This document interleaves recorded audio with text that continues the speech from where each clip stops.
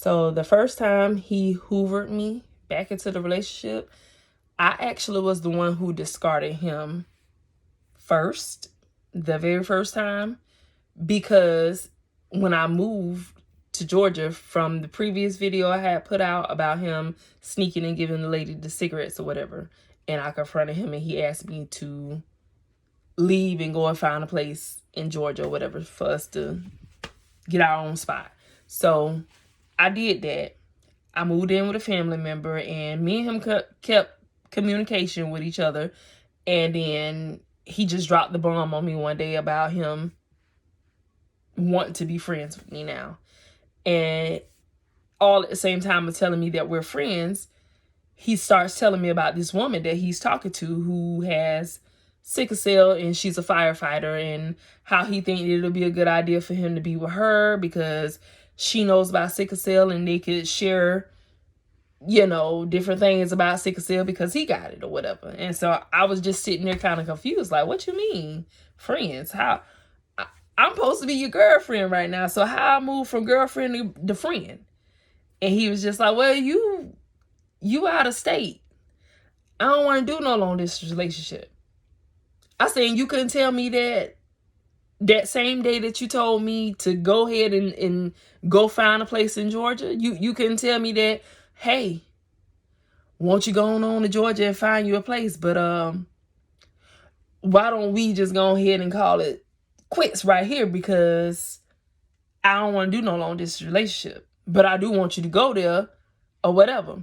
Could have just kept it real and said that, but no, that's not how narcissists work. So I don't know he's a narc at this time. This is the beginning. I'm learning him and still don't know he's a narc now until right now. It took me 4.5 years to know that he's a narc. So I just was really, really gone over this man, blinded by a lot of things like they do to you. So moving forward, he hit me with the friend thing. And the next day I got up and I just didn't feel right in myself. And I'm just like, ain't no way I'm finna be this man's friend. Here I am sitting with all these feelings, and the way that I feel for him, I don't feel this way. Like, I don't feel like a friend inside of me. I feel like I'm his woman. I want to be his woman. I don't want to be your friend. You know what I'm saying? Like, we've already been there. So now we want to move from there to here. I just don't see it. I don't feel it. So I hit him with a Dear John text message, and I told him, hey, listen, we gonna, you want to be friends? That ain't what I'm looking for. I've already told you what I'm looking for. So therefore, I'm not going for nothing other than that. So if you want to be friends, I'm going to go ahead and back up, and I'm going to let you do that. But I'm not going to be sitting here waiting around for you to change your mind or anything like that. I'm going to just go ahead and move on with my life. Go and find somebody that wants to be with me the same way I want to be with them. Simple as that. His response to that was enjoy life and be safe. That's all he said. That was December 8th, 2019. Yeah. December 8th, 2019. Because I left him in November. November 13th is when I moved. No, I'm sorry. October 13th is when I moved to Georgia from him. And so then December 8th is when we parted ways. So now we're talking, I'm sorry. So before I actually cut him off, some things had happened, but that's going to take too long. It's going to make the video really, really long. So we just going to talk about this part here. So yeah. So I went on ahead, gave him his Dear John text message or whatnot, and I closed the door. I didn't look back. I didn't text him no more. I didn't call him no more. I just went on ahead with what I was going to do. So 6 months went by. Then one day out of the blue, his sister reaches out to me. February 21st, 2020. Yeah, 2020. She reached out to me on Messenger. So when she reached out to me on Messenger, she was asking me he asked her to ask me, could I do his hair? So that's what she texted me on Messenger. She was like, bruh said he needs his hair done. And I said to her, why bruh didn't hit me up and ask me to do his hair? He got my number. She was like, I don't know, but he asked me to ask you to do his hair. And so I'm just asking. And I was like, oh, okay. She was like, but I lost your number. You think I can get your number again? And I'm like, yeah. So I shoot her the number. I don't know I'm being hoovered. Because I don't know he a narcissist. I don't know if she a narc. I don't know nothing. I'm just thinking me and her were cool in my eyes till later on. Me and her were cool. So I ain't got no beef with her. So if any of his family members would have hit me up or whatever, it would have been fine. I wouldn't have thought nothing of it, because just because I fell out with you don't mean I fall out with your family unless we actually have an altercation, and then I got to cut all y'all off. I didn't know I had to do all that. I know now I need to cut the whole family off, but I didn't know then. This the first time. So, give her the number. She gives it to him. He calls me. Everything in me telling me he was sitting right next to her when he was watching her contact me, see me responding and all this good stuff. He got the number back or whatever. He hits me up. I answer the phone. And I asked him, I'm like, why you didn't just call me yourself? He was like, well, I got a new phone and I lost all my contacts. My Google ain't working right or whatever. So I got to talk to the people. Blah, blah, blah, blah, blah, blah, blah. So he got my number. He called me. And then after that, we stayed on the phone the entire time. And so now we ain't talking about what actually happened. We just kind of fell back into regular conversation. And that was it. And so it was like, I asked him, what made you call me? He was like, well, I kind of missed you. He never told me he missed me. That one time I did ask him, did he miss me? He told me, I don't miss nobody but my daddy and my mama. He said, I don't miss people.